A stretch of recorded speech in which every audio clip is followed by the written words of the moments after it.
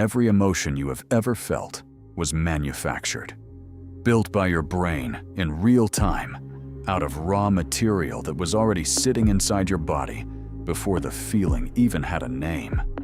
And that raw material doesn't come labeled. In the moment, right before something that actually matters happens, your body does almost the same thing, whether what's coming is the best news of your life or the worst. Which means happiness was never sitting out there in the future, waiting for the right day to arrive. It only exists the moment your brain actually builds it. So what actually decides whether your brain builds joy or builds panic? The answer comes from psychologist Lisa Feldman Barrett, who spent decades studying where emotions actually come from.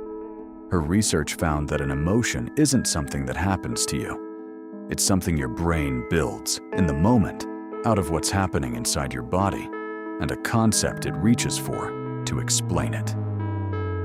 That single idea explains why the same physical feeling can turn into joy in one moment and panic in another. And it changes what happiness actually is.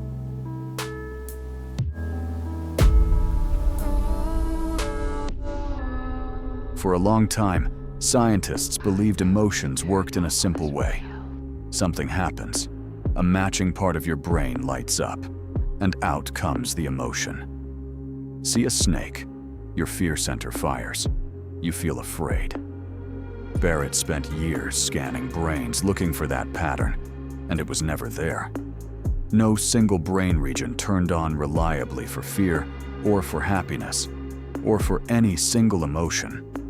What she found instead was your brain constantly reading raw signals from inside your own body, things like your heart rate and the tension in your stomach. Scientists call this interoception. It just means your brain sensing what's going on inside you. On its own, a fast heartbeat and a tight stomach don't come with a name attached. They're just information. Your brain still has to decide what that information means.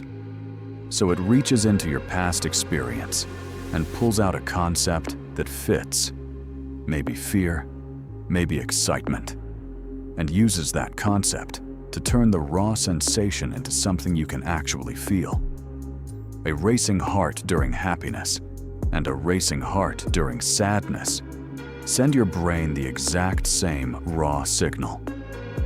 What separates joy from panic is which concept your brain reaches for in that instant. The concept is clearly doing a lot of the work here. So the real question is this: where do these concepts actually come from? And can you change which one you reach for?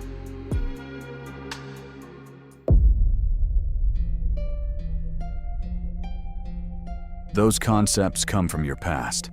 Every time you felt something and had a word or an idea for it, your brain filed that away, and it draws on that library every time it needs to make sense of a new sensation.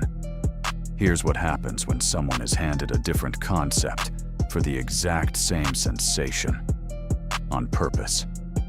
Researcher Allison Wood Brooks studied people right before a stressful moment: public speaking, singing in front of strangers, a timed math test. Before a moment like that, the common instinct is to try to calm down. Brooks had one group do something different. Right before the task, they said out loud, "I'm excited." Nothing about their body changed. The racing heart was still there.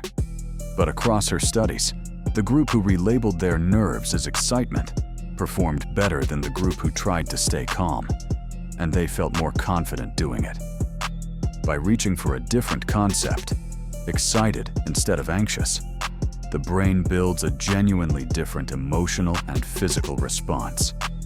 That changed response is what led to people performing better. Here's what that means beyond one moment before a speech. Waiting for happiness works the same way. When you tell yourself, "I'll be happy once this happens," you're applying a concept to this exact moment, right now. A concept that says, this moment doesn't count yet. That's the same mechanism as saying excited instead of anxious. The difference is, you're not doing it on purpose, and you're not doing it for 5 seconds. You're doing it for months, sometimes years, without ever noticing. And instead of working for you, it's working against you. So what happens to all that time you've spent treating your own life as something that doesn't count yet?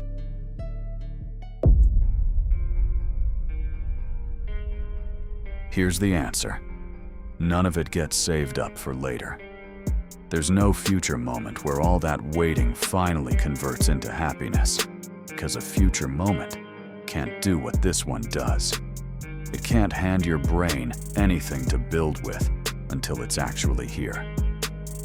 That's the actual problem with waiting to be happy. The moment you're waiting for was never a valid ingredient, because it doesn't exist yet in any form your brain can read. When it finally arrives, it won't unlock anything extra. It'll just be another moment, built the same way this one is. Which means the happiness available to you right now had exactly the same shot at existing as the happiness you've been waiting for.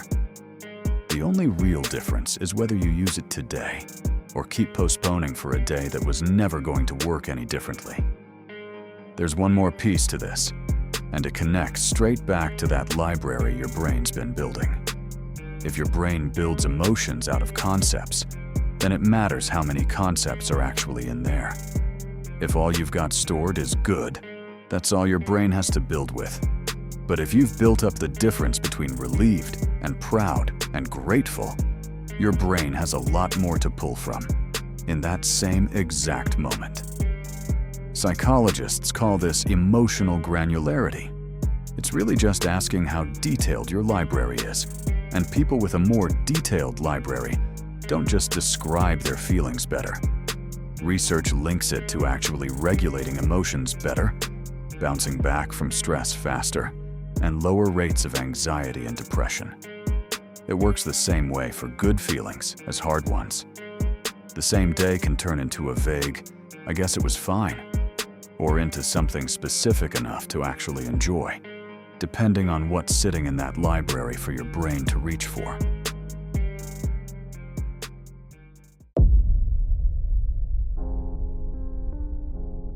This is what's actually been running underneath your entire life, whether you've noticed it or not. Every emotion you've ever felt used the same 2 ingredients, something your body was doing in that instant, and a concept your brain pulled from everything you've lived through so far. That process was never paused, waiting for your life to properly begin.